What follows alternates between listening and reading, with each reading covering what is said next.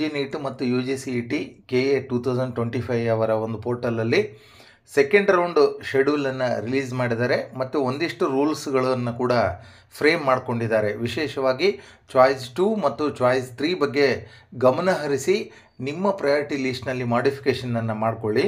Seat ಹಂಚಿಕೆಯ ವೇಳಾಪಟ್ಟಿ ಅಂತಕ್ಕಂಥದ್ದು, ಸೀಟ್ ಮ್ಯಾಟ್ರಿಕ್ಸು ಪ್ರಕಟಣೆ ಮತ್ತು ಚಾಯ್ಸ್ 3 ಚಾಯ್ಸ್ 4 ಇದೆಲ್ಲವನ್ನು ಕೂಡ ಈಗಾಗಲೇ ಮಾಡಿದ್ದಾರೆ KA ದವರು 21 ಆಗಸ್ಟ್ 2025ನಂದು.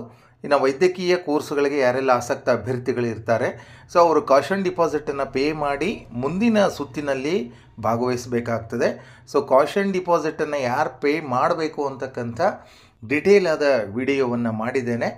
ವಿದ್ಯಾರ್ಥಿಗಳ ವಿಡಿಯೋವನ್ನು ಕಂಪ್ಲೀಟಾಗಿ ನೋಡಿಕೊಂಡು ಮಾಹಿತಿಯನ್ನು ಪಡ್ಕೊಳ್ರಿ.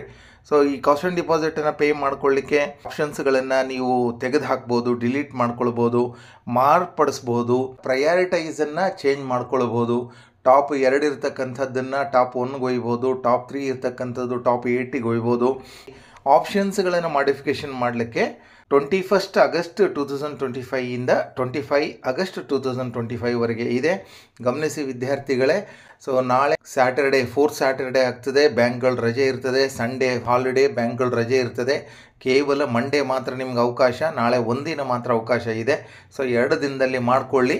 ಮೋಸ್ಟ್ ಪ್ರಾಬಬ್ಲಿ ಎಕ್ಸ್ಟೆನ್ಷನ್ ಆಗಬಹುದು, ಆಗದೇ ಇರಬಹುದು. ಇದೆಲ್ಲವೂ ಕೂಡ KA ನಿರ್ಧಾರಕ್ಕೆ ಒಳಪಡ್ತದೆ.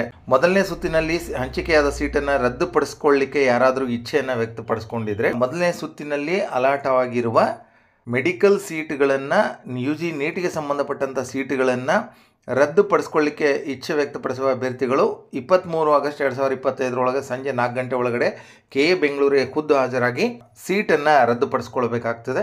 2ನೇ ಸುತ್ತಿನ ಅಣುಕು ಸೀಟು ಹಂಚಿಕೆ ಬಿಡ್ತಾರೆ. ಮಾರ್ಕ್ ಸೀಟ್ ಅಲಾಟ್ಮೆಂಟನ್ನು ಅದು 29 ಆಗಸ್ಟ್ ಮಧ್ಯಾಹ್ನ 1 ಗಂಟೆ ಅಂತ ನೀಡಿದ್ದಾರೆ. 2ನೇ ಸುತ್ತಿನ ಅಂತಿಮ ಸೀಟು ಹಂಚಿಕೆ ಫಲಿತಾಂಶ MCCಯ ರಿಸಲ್ಟ್ ಬಂದಾದ ಮೇಲೆ ಇದು ನಿರ್ಧಾರ ಆಗ್ತದೆ. UGCET 2ನೇ ಸುತ್ತಿನ ಸೀಟು ಹಂಚಿಕೆಯ ಫಲಿತಾಂಶ ಪ್ರಕ್ರಿಯೆ ನಂತರ ಇಂಜಿನಿಯರಿಂಗ್, ಆರ್ಕಿಟೆಕ್ಚರ್, ಕೃಷಿ ವಿಜ್ಞಾನ, ವೆಟರ್ನರಿ, ಫಾರ್ಮಸಿ, BSc ನರ್ಸಿಂಗ್, ಯೋಗ ಮತ್ತು naturopathy, BPT, BPO, allied health sciences ಮುಂತಾದ KCETಯ ವೃತ್ತಿಪರ ಕೋರ್ಸುಗಳಿಗೆ ಚಾಯ್ಸ್ 1 ಅಥವಾ ಚಾಯ್ಸ್ 4 ಅನ್ನು ಆಯ್ಕೆ ಮಾಡಿಕೊಳ್ಳಬಹುದು. ರಿಸಲ್ಟ್ ಬಂದಾದ ಮೇಲೆ, ಸೆಕೆಂಡ್ ರೌಂಡ್ ರಿಸಲ್ಟ್ ಬಂದಾದ ಮೇಲೆ ಚಾಯ್ಸ್ 2 ಅಥವಾ ಚಾಯ್ಸ್ 3 ನಿಮಗೆ ಆಪ್ಷನ್ಸ್ ಇರೋದಿಲ್ಲ.